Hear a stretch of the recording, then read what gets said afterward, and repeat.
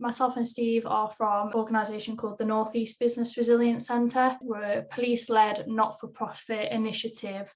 We were set up in 2019 to protect small and medium businesses from cybercrime and online fraud. So I'm Lizzie, I'm the Client Relations Manager for the centre. So my background is mainly criminology and international security. I initially started with South Yorkshire Police, but I'm now in the centre full time. My colleague Steve is the centre's head of business development, but he's been a detective inspector with South Yorkshire Police. He's got nearly 30 years policing experience within fraud and cybercrime. Steve's got some slides later on in the presentation, but I'm going to kick it off to start with. Now, this video is a bit dramatic, but I just wanted to play it to kind of get you to start thinking about what we're going to talk about today.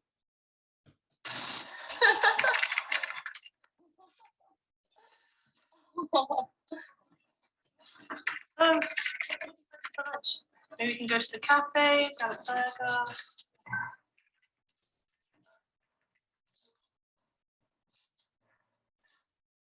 Ethan, I love this video you sent me. I didn't send you that. You sure?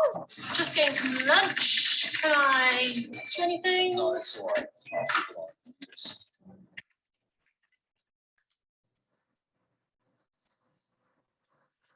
Something in it. Yeah, it's new.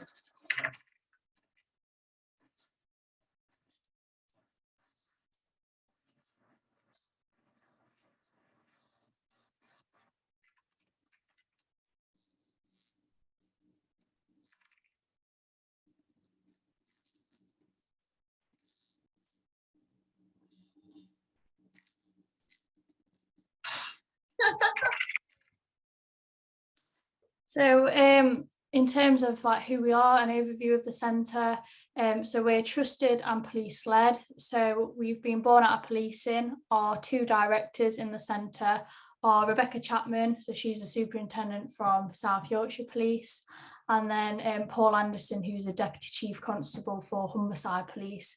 It's the first time that police have actually been involved in a commercial enterprise like this. So it's something really unique, and we're formed as kind of a partnership nexus. We're connected to all the police forces in the North East, so 7 forces from South Yorkshire up to Northumbria, and then the 2 regional organised crime units as well. So bringing together police, but also academia. We're connected to 2 universities, Sheffield Hallam and Northumbria, and we provide their ethical hacking students with practical work experience working in the centre and with clients. Not only that, but we're connected with big corporate business, so organisations such as Lloyds Banking Group, Gleeson's, DLA Piper, they all invest in the centre to give back to the local business community. So we're not for profit, so we're really focused on assisting businesses to help themselves. We support them and want them to reach their cybersecurity potential. And because we're not for profit, we're able to provide really competitive pricing, which tends to be a lot cheaper than private cybersecurity firms. The way that we kind of operate, we're focused on raising awareness and educating companies to increase their cybersecurity, and we do that through a variety of things, which I'll come on to post Steve's slides. But we offer a free membership, support bundles, cyber services, and then we do resources, updates and events as well. Just wanted to put up this slide just to kind of show that it's not just us, we're part of a national network. So there's a cyber resilience centre in every police region in the UK now. So just to start thinking about your supply chains, really important that you kind of join in a centre, and kind of stakeholders that you've got on board, that they're also kind of joining the centre. We are funded by the Home Office, and we've got ministerial support as well. And we're also partnered with the NCSC, who, if you're not familiar, they're the National Cybersecurity Centre, and we deliver all their messaging and services as well. So I'll just hand over to Steve for this content, and then I'll come back a little bit later on. Okay, thanks, Lizzie. So first question really is, what is cybercrime? And I say this a little bit tongue-in-cheek, but I actually don't think it's a thing really. And I'll go on to explain why. So there's a lot of terminology associated with cybercrime, and the slide that's going to come up will sort of put some familiarity around some of the terminologies. But cybercrime, we treat as something new and it isn't. These phrases that are coming up on the screen now all mean something in the terms of cybercrime. But I think when you start to talk in terms of certain language, some of this can put people off because they don't quite understand what it means. And you can start to feel a little bit anxious if you don't quite understand, for example, what whale fishing is over an SQL injection, over spearfishing, over fishing. And ultimately, when you break all this back and strip it all back, cybercrime isn't something new. And fundamentally, it's two types of crime. It's theft and it's damage. So theft can relate to loss of finances, or it can be loss of data. Damage can be reputational, or it can be damage to your system. But ultimately, there's no Cybercrime Act. We prosecute from Theft Act, Computer Misuse Act, yes, and criminal damage. Computer Misuse Act is nearly 30 years old, so it's not modern legislation. So if you just think of cybercrime as a new crime and it's committed online, but it's really theft and damage. These phrases that are coming up now are all terminologies which again, mean something to people in the know about who commits crime. But again, it can be a little bit dramatic. State-sponsored attack, organised crime groups, script kiddies. You know, again, you distill these down, and I'm not trying to sort of put everybody at the same level of criminality. But when you strip these back, ultimately you're into sort of one particular type of person that commits this, and the criminals. So yeah, your script kiddies might be people that don't really know what they've done, but they've still done it. A bit like you might have somebody who smashes windows on a night, all the way up to some real complex organised criminality at the back of it, which exists in today's society without going online with it. But ultimately, cybercrime is theft and it's damage. And no matter what terminology you hear, it's committed by criminals. When you look at the motivation of criminals, this doesn't change either. You're looking at people are in it for a financial reason. Some of them are just in it for bragging rights.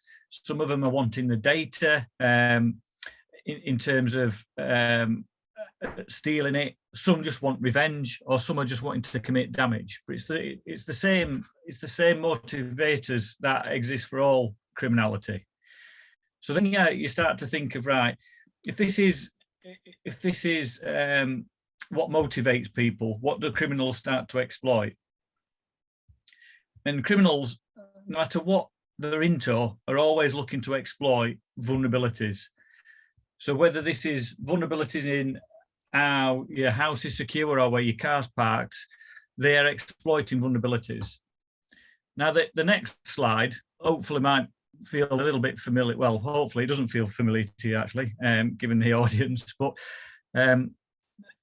the reason we put this one up is you might look at this from a construction perspective, and it is a bit tongue-in-cheek, this, but you look at it and you think, yeah, you can see the vulnerabilities there, particularly from a crime perspective and from a health and safety perspective. You could sit and discuss these, but the physical, and you've got a familiarity around looking at this to understand what's wrong with this picture. Unfortunately, when we talk about digital crime, that picture changes, and fundamentally, it's in its most basic form, it's zeros and ones, but it's still criminals will exploit vulnerabilities, except these vulnerabilities can be a lot more difficult to see than physical vulnerabilities, but it's still that same level of attack that people will go for. So when you start to think about construction and where this sort of becomes relevant to the construction area, I like to sort of take the concept here that you're a business, and I say that because there's business guides out, which will come on to it. But as a business, you probably are a prime target for cybercrime. You've got high cash flow, you've got supply chains, you've got quite complex subcontracting structures. You'll be dealing with businesses that just won't think it's going to happen to you, because you'll either think they're not big enough, or you'll think that nobody's going to go and target you. And they're all really misconceptions, these. If you were on the high street and you were setting up as a baker between an electrical store and a jeweler's store, you know who your neighbours are. You'd sort of know what security they might have. You would want the similar stuff. You'd be able to physically see, and you know what that area looks like. As soon as you go online, you don't know who your neighbours are from an online perspective. And actually, criminals aren't going to target you because you're the jeweler or you're the electrical store. They're going to target you because you've got data or you've got vulnerabilities. And that data is where that financial element comes into it, or it's the actual content of the data, which can be customers' data as well as your own data. So I think if you just think of this in terms of how you operate as a business, and think of the complexity of subcontracting and cash flow and payments and delays in payments and all that element to it, that's sort of where criminals can come in and sort of attack vulnerabilities. So the next slide shows sort of three areas that we were looking at from a construction perspective. So design, construction, and handover. And I think when you look at the design element to it, you start to think that this potentially is predominantly digital work. You might be internal 1 minute, external the other minute, and there's opportunity to exploit that, but more so in terms of either how you connect to communicate, or the devices that you're on in terms of how up to date their software is and how secure it is and how you're accessing that. From a construction perspective, the physical side of construction sites is clearly key to you anyway, but there's a cyber element that needs to be supported by that element as well. You're going to have high value kit on there. You've potentially got personal data, data in there which could be relevant to maybe your competitors. There might be biometric data, you might have CCTV. How's everything connected? How is that people accessing it? And again, what user access controls are in place to facilitate levels of security? From a handover perspective, you know, a lot of building systems now have, you know, quite complex digital systems in place. So whether it's smoke alarms, CCTV, energy units, you know, the Internet of Things, which you might have heard, is just, it's how everything connects and talks to each other. And fundamentally, those are just computer programs running on computers. So the same principles apply around vulnerabilities that can be exploited. So there's some advice that we can send you around this, and if you sort of drop your details in and sign up for it, there's a booklet that we're going to come on to and explain. But I just wanted to break it into these three areas just to sort of try and put a little bit of context around it. I think no matter which area you're sort of looking at from this, these here are fundamentals really that you should be thinking about in terms of how to keep secure. Now, these sort of could be talked about forever and a day, and I'll give a high level overview of this, but it's just to put things in a bit of a context of this. So on there, we've got backups. Backups are good because it's copies, but you've got to look at what you're backing up, where you're keeping it, how often you're backing it up, and how you're going to get it back down. So some of this can be really easy if you're a sole trader. You know, a lot of devices are back up to the cloud. Sometimes it's free, but actually when you get more and more larger as an organization, the concept of backups is easy to say, but actually how you back up and what you're backing up and how you get access to it, that can provide quite a challenge. You start to look at office equipment, simple things like get your antivirus turned on, get some encryption turned onto it, keep things up to date. You know, a lot of the software updates that come out, yes, can be an absolute pain in the backside to do, because they'll generally come out when you're not wanting to have an update, you're wanting to do something on the machine. But each one of these contains what gets called patches, little fixes, computer code that stops ethical hackers, unethical hackers being able to break in. It's a double-edged sword, really, because when a big update comes out for something like Windows or Apple, it's signaling an intent to hackers out there that there's been a security flaw. And all over the web, there'll be chats going on about what that patching's out to fix. But when you're not patched, you're suddenly out there as a vulnerability. And the thing is, when computers talk to each other, they're always sort of doing a bit of an introduction about, this is me, this is what version I'm on.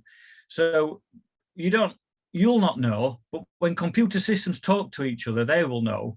And when criminals write programs to get into the systems, that program, believe me, will find out.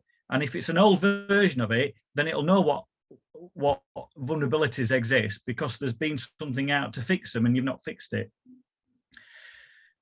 Bit more over office equipment. Some devices or some companies now sort of turn off USB ports, because that's quite an easy target to get malicious software in. You know, USB sticks lying around, stick it in your device and see what happens with it. Quite a known common tactic now, where criminals would scatter USB sticks in a car park and somebody pick them up and stick them on. But again, you know, do your devices do that? You might need them to be able to do that. You know, we've certainly gone to events where there's an advantage for us being able to turn USB ports on, just be able to sort of transfer data. So a lot of this is about knowledge and about, I suppose, a managed risk, understanding accessibility over vulnerability. We've got on there about keeping devices safe. So again, phones, laptops, don't leave unlocked. Potentially remote management, where for a few quid a month, somebody can remote wipe them or track them.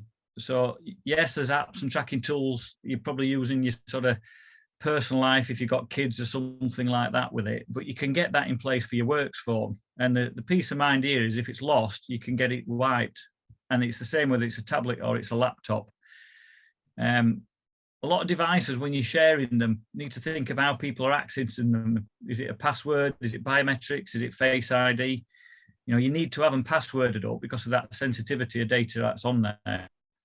Public Wi-Fi can cause issues if you don't know what you're doing with that. Some simple guidances: use a VPN. Again, they're a few quid if you've not heard of those. It's like a private connection between whatever you're accessing, and nothing can scan that. Our ethical hacker's got a really good demo of that, where basically you can mimic a website, get people to log on to it, and he can sort of strip out log on usernames and credentials, and actually you accessing the real site, but he's just sort of had an overview of what data is being passed across it. Passwords. Be surprised how many organizations don't have two-factor authentication turned on, or have policies now to set passwords. A big thing that I've not really got time to go into today at the minute, but most common vulnerability in terms of passwords is repeat use of them. So in your private life, your car key won't fit your house, won't fit your garage, or your padlock to your construction site. But when you use your one password in more than one place, you're sort of running the risk where if that password gets lost, and you might not even know it's lost, somebody can get access to everything. Now, if you lost your shed key, you might not be overly bothered because there might not be anything worth it in it. But if you lost your house key or your car key, you might consider changing your locks, especially if that key fits everything.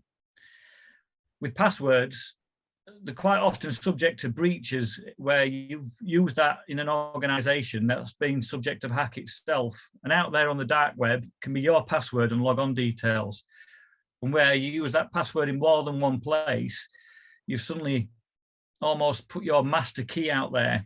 So they'll get your log-on details, and we don't particularly hide those. It's usually your email.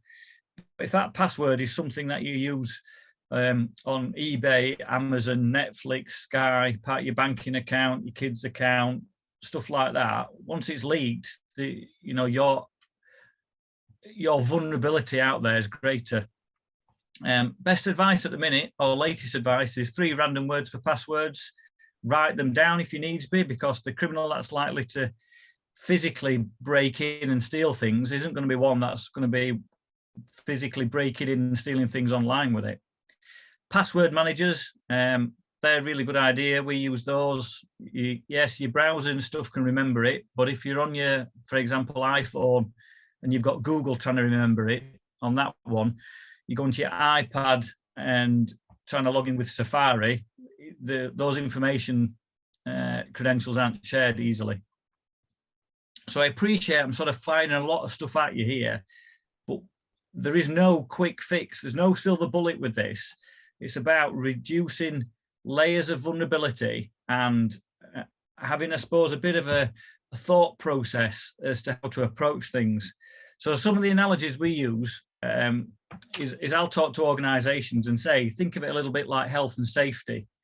There's a top-down responsibility through an organisation, and there's some real simple stuff, and there's tongue-in-cheek stuff that we'll all sort of have a laugh about, and health and safety get thrown back at you when you're trying to do something and you can't have your Christmas lights in because it's not being pat tested or something.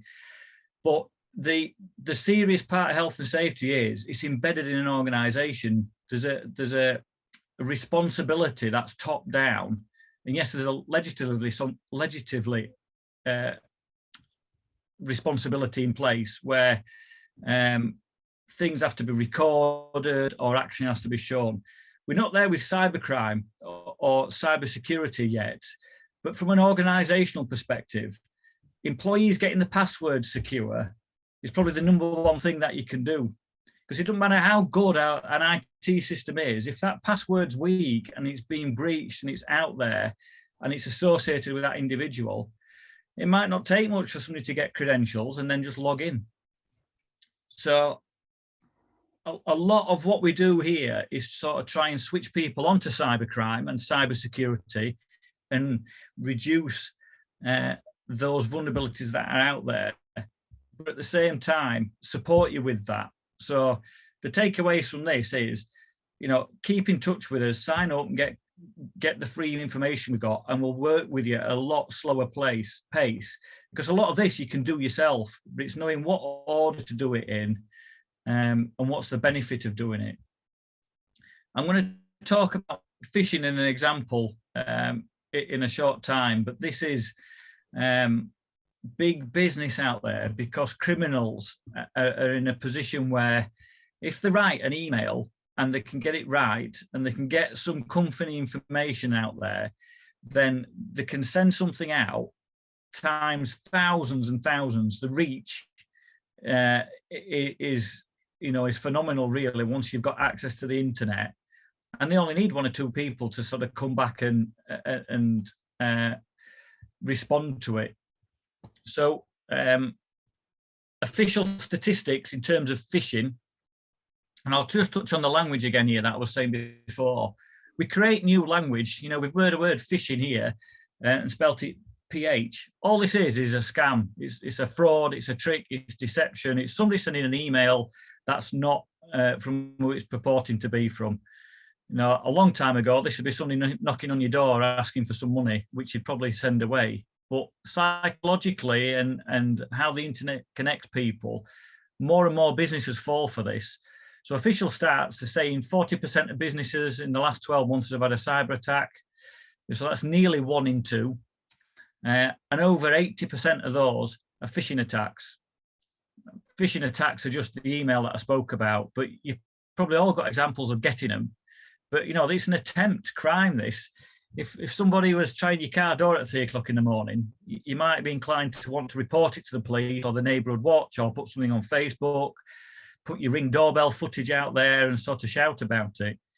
Well, these phishing emails that you get, or the smishing texts you get, do you know what to do with them? Do you know who to send them to? Do you have an internal process about reporting them?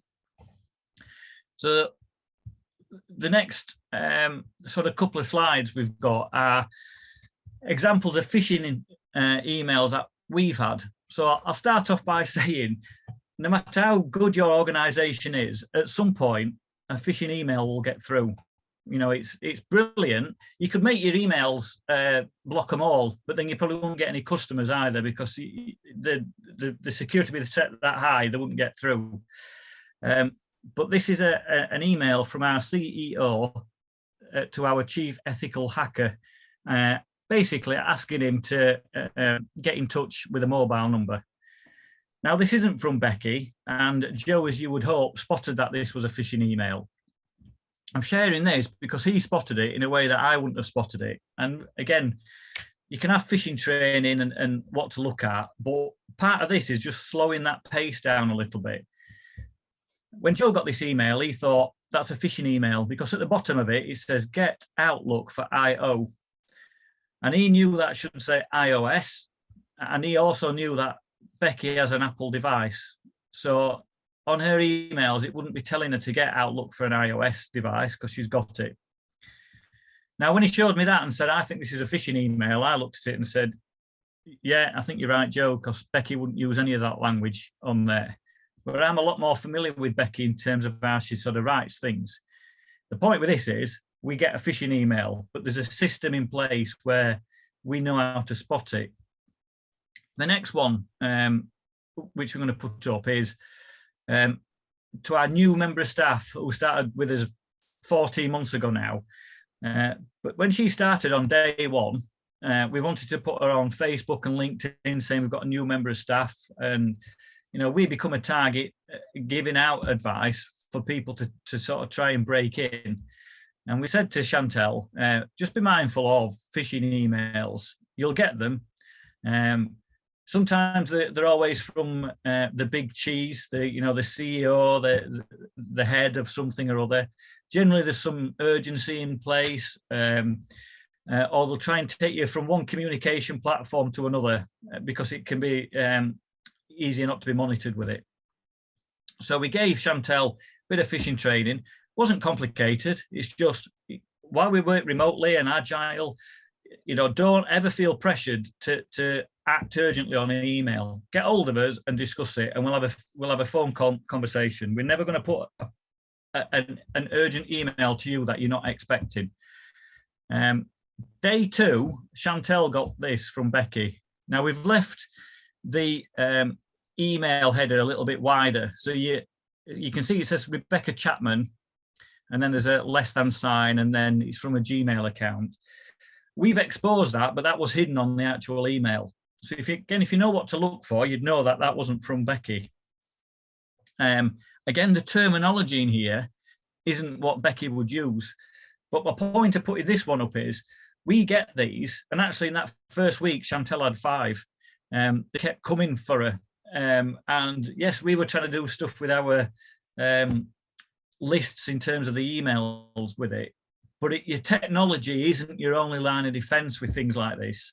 It comes into having a correct understanding of what to do and sort of empowering your staff and making sure they're happy to sort of be contacting you if they're not sure. The next one, I think we've got another example of a phishing email where this was actually to a construction company that we're working with now, and their finance director had placed, as a company that bought some overseas equipment. They'd been in dialogue with a supplier, and then they'd received an email late on a Friday afternoon asking them to pay a deposit of £90,000 to start the payment process for this piece of equipment. So they did that. They knew it was coming, they expected it, and made the payment. And then 2 weeks later, when they were going to pay the deposit for the second piece, they paid that straight to the same bank account. Unfortunately, that got stopped because the authorities were onto the fact that the company was fraudulent because they'd scammed other companies. And what had gone on here is the next level of sophistication, if you like, in terms of phishing emails. But this organisation had a vulnerability in its system where somebody was monitoring. They got in and they were able to see what transactions were flying up and down, what big payments were due, and then just copied the email and changed the bank details on it. And because they were a new supplier, wasn't really checked to see what was in place in terms of the banking agreements on the system, because this was a new system. So they managed to sort of intercept it and, yeah, this is our new bank details. But actually it wasn't. It was somebody that had sort of been sat patiently waiting, targeting this area of manufacturing, knowing that big lumps of money can be going overseas, quite often quite chaotic for one reason or another in terms of orders and deliveries and manufacturing times with it. So that's when I go back to, that was an exploitation of a vulnerability in an organization, but also somebody who knew a little bit of how manufacturing works. They didn't get the money back, but I tell you now, they've got better things in place now to stop these. So the next slide really doesn't just relate to cybersecurity. This sort of relates to just how to manage many things really, and it no matter what, you know. So this isn't just a cybersecurity thing. This is saying you've got people and processes and technologies involved in sort of any business, and your people are quite often your strongest asset, but your weakest link. So from a cyber perspective, yes, everybody thinks of technology and they think of the IT department, but IT isn't really cybersecurity. It plays a part, but IT is a different skill set to what cybersecurity is about. But from a technology perspective, going back to that slide that I was talking about as to what you can do, this is around things like firewalls and passwords and user access controls and getting your multi-factor in place. But your technology can only go so far. Those phishing emails that I showed that we get as an organization, you know, the technology will have stopped lots of them, but ultimately failed with those two coming through because we balance that risk with it. We need emails to come through. So then we're relying on people and processes. So yes, in terms of the people, we've trained them. We empower them to ask questions, and we don't put them under pressure and time limits. And everything that a phishing email is about, we make sure that we don't do in terms of an organization. And then, yeah, we have a process in place. We have a reporting process. We have a list of, we know what's got through. We actually report it to the .gov sites, and same with the text of it. So it's a forever moving feast with this, and I appreciate I've sort of just rattled on about loads of different things there with it. But ultimately, you need to be thinking here that technology plays a part, but it's only so much. And it's about having the right technology. It's about having processes and policies in place that sort of secure the organization, but at the same time, there's a balance with letting that organization run. And then it's about people. It's about supporting them, but training them and ensuring that, yeah, people are happy to share mistakes. They're happy to share near misses, because then if there's a bit of a debrief, it becomes more corporate knowledge and more layers of sort of protection. So you'll not get a silver bullet in terms of cybercrime. Yes, you might get a red, amber, green rating in terms of, well, actually, this is more important than this. But fundamentally, so the takeaways from this is there's lots of things you can do. And the good thing with this is it's free. You know, the guidance and advice, which Liz is going to sort of touch on shortly, is this is free. Yeah, we charge for some of the high-end stuff, but you'll know when you're at that point, and then just we just treat us like you would do if you were getting quotes from somebody else. This is about trying to empower you and put you on that step to make those simple changes. So phishing emails, absolute must. You know, look at what you do from an organizational perspective with those, because they've topped it in the last 12 months, and I think they've topped it in the last 5 years of the number one way that stuff gets into an organization. Some phishing emails will tell you to make a payment and go to the wrong place. Some will have some software in them that can then get onto your system and cause all sorts of damage.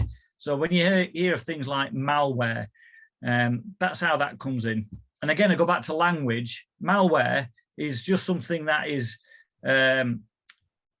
made up from malicious and from software. So it's still a trick. It's still some program that somebody's written, and it's doing what the program's intended, but at the back of it, it's a criminal who's making it exploit vulnerabilities. And then we call it malware and sort of put it on a phishing email, and we think we're dealing with something new. No different to somebody walking around a site and trying to work out how to get in. It's just they're a bit more lazier and teched up, that they're not physically walking around a site. They're doing this while they're sat in the comfort of an online world, which becomes a far greater challenge sort of for law enforcement and for organisations to sort of be able to repel that attack with it. So I'll hand back to Lizzie now, and I'll hang around at the end, but please contact us and look at sort of becoming part of the centre so that we can send you some stuff out at a lot slower pace and help you sort of become more secure. Thanks, Steve. So yeah, in terms of next steps, so all the centres offer a free initiative. It's the membership scheme, an ongoing support network that will kind of help you implement things into your business. So the main things that we offer as part of that is a monthly e-newsletter. So we'll pull in all the intelligence and the kind of threat information that we get through from policing about what's affecting the construction sector, but wider sectors and business sizes as well, just so we can kind of warn you what's kind of out there at the minute and what you might need to think about to protect yourself. Not only that, but you've got the networking link into the police officers and the organisations involved in the centre. But the key thing really, we offer a cyber health check. It's a questionnaire. It takes about 10 minutes to complete, but we'll assess kind of what you've got in place already, and then we'll analyse that and spit out some recommendations as to what we think you might need to think about implementing to make yourself more secure. So I'd really recommend filling that out. As we said, it's completely free. We're encouraging all companies to sign up for it, because obviously what we've talked about today, this is something that's affecting every single business out there at the minute. So if you do want to sign up for that, you can either pop your email into the chat and I can do it for you, or in the Q&A session, I'll just put my email in and you can reach out to me anytime. As part of that free package as well, we break down the resources. So I don't know if any of you have seen this, but this is a guide specifically for the construction sector that's come out of the NCSC. It's quite techie in places, so we can break this down and speak with you one-on-one about the contents and what you might need to think about doing within that. Just wanted to put this up there, just an example of the other kind of services we offer. So we have some things that we call support bundles. These are the 4 different ones that we offer, and then their price point. So policy, that's just going back to what Steve was speaking about people, process and technology. We can review policies and give you some recommendations on them. Website, so we can do a first stage web assessment, which is basically testing of a couple of pages of your website. Just gives companies a bit of reassurance. If you do want a full website assessment, that's something separate. Sole trader, so for companies that are sole traders, they might want a bit of one-to-one support, consultancy time with us. That's something we can provide. And then training, which is probably our most popular one. As part of that, we can do a half-day awareness session, and we make it totally bespoke to the organisation and what they want to educate their staff on. We also have a range of cyber resilience services. So this is the point where you think you might need a deeper dive than the kind of bundles or the free initiative.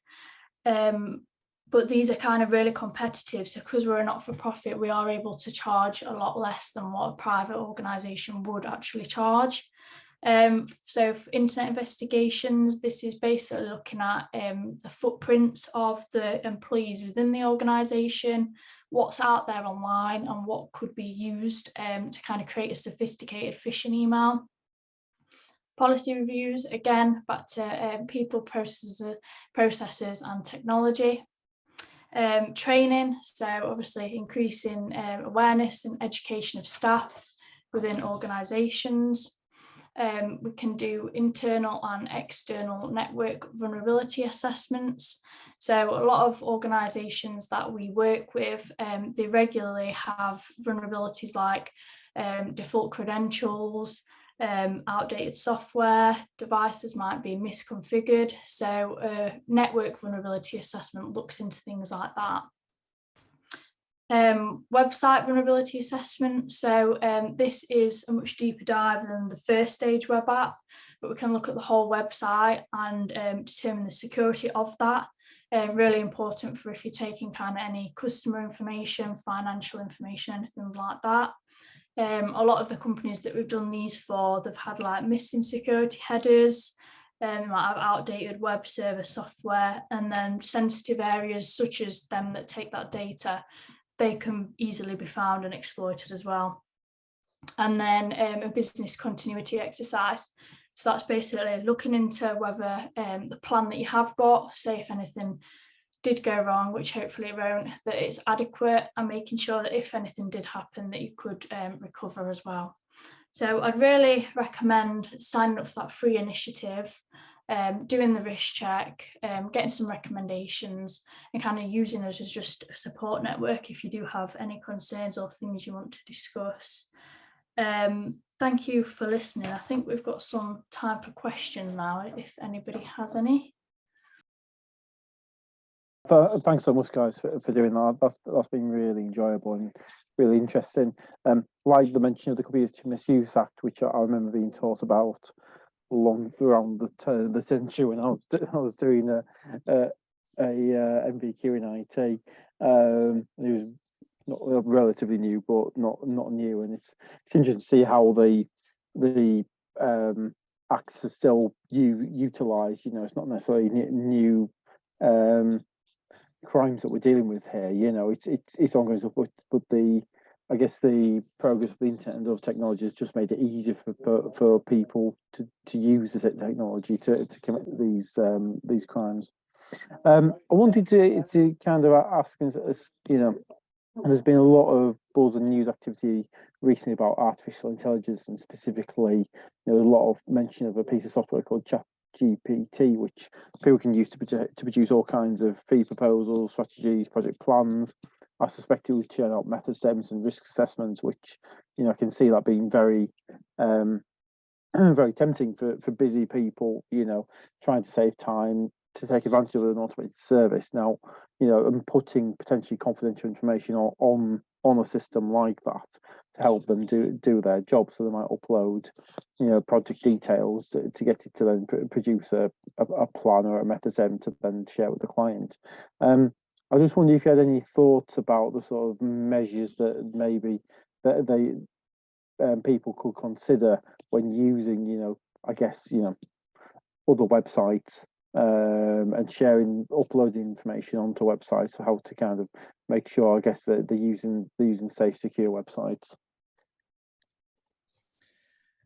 Yeah, it's I'll sort of talk in general terms. I'm aware of that one, but I don't know it's specific. But I suppose vulnerabilities sort of can come in different areas. So ultimately, you want the organisation that you're dealing with to have some credibility around what it's going to do with your data. Generally paid for services and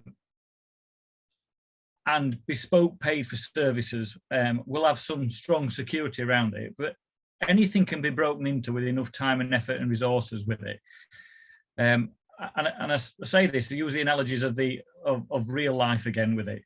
Hatton Gardens got broken into, really complex organised crime group got in there in a way that nobody ever thought that they would do. So, you know, there's no system or no building that's infallible with it. It's just risk versus reward with it. What you could have is insider threat. So going back to some of that language I said I wouldn't use, but that's just somebody on the inside who's supplying information. So a lot of software-based organizations know this, and they have some real good controls and systems in place with it. So for example, some organizations will not let somebody log on to one device more than once, because you can't have more than one device open with your logon details into it from a user perspective with it, and some don't. Some link to HR systems and some don't with it. So I'm picking just on a few sort of real niche areas onto this, but any software can be ultimately exploited externally or internally with enough resources into it or enough criminal intent. Put that to one side with it. If you're uploading material onto a website, I go back to the point I was saying about public Wi-Fi. Going from A to B sometimes is not the risk, it's how you get in there with it. And there's loads of examples of public free Wi-Fi where either people are mimicking that public free Wi-Fi and watching the information going across. So it's almost like looking down on the road and seeing stuff going from A to B. That's quite common in terms of areas where you're accepting to log on to things. You can get a little bit more tricky where you can mimic public Wi-Fi and you can name a website exactly the same as the free and legitimate one in that premise. But if your device, your router is stronger than the one that's actually there, name it the same and the traffic will come to yours from everybody trying to log on to it. So the point I make about with that is some of this can be an easy fix just by hotspot to your phone and upload the data that way. But again, you've got to think of where you're putting that information up. And it's the physical environment as well. So when COVID hit and everybody sort of went to try and work remotely and from places where they're sort of not in an office environment. If we've lost Steve there, it sounded like his internet was just starting to play up a little bit. So not to worry. I think that's all the questions that we've got. So with that in mind, I think it's mainly. Are you back, Steve? I'm back. Sorry, I didn't hang up, but that happened early, didn't it? That's all right. Yeah, so you just end up thinking of the physical security. I think what becomes interesting with products like you spoke about there is put that same product in the hands of a criminal and misuse artificial intelligence. You know, have that argument with it, or in some instances, and this might sound a bit far-fetched, but it isn't. You can get AI systems to write malicious code. You can tell it what you want to do, and if the human element in the programming has not sort of protected that part to it, then you can get them doing stuff that they're not intended to. And again, an analogy here might be picking somebody under the age of criminal responsibility, and they're going out burgling, and they don't really know what they're doing, but somebody's giving them a leg up before they understand what's happening to go through the small window to break into the house. You know, we've got a presentation, and it's a genuine example, this, where we worked with somebody whose first exposure to criminality was when he was 7, and it was a relative of his that took him out burgling. Now he's become an expert in cybersecurity, and he's somebody that's sort of touching 50. And I go back to the point of, he is not an ethical hacker. He is and was a criminal, and is a reformed criminal. What he does is learns vulnerabilities and exploits them. And those that are online can be far easier sometimes because that protection isn't around it. But for anything in terms of artificial intelligence and uploading, it's the same principles. How are you putting the information on there? Who's actually got it? Is it stored? What country is it stored in? What can somebody do if they get hold of all that personal information in one place?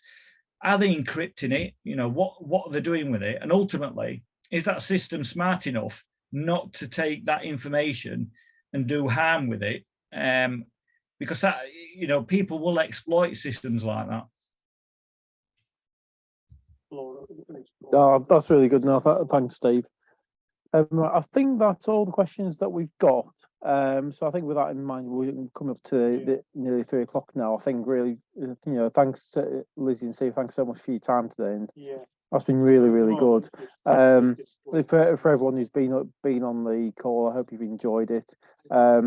We'll be sending around the recording of the webinar, and we'll send details of Lizzie's email address, which I think is also gone into the chat just now. So if you want to sign up for the free resources offered by the North East Business Resilience Centre, email Lizzie and Lizzie, you can sort that out, can't you? But otherwise, thanks so much for your time, and I hope everyone enjoys the rest of your Thursday. Thanks all. Thanks, everyone.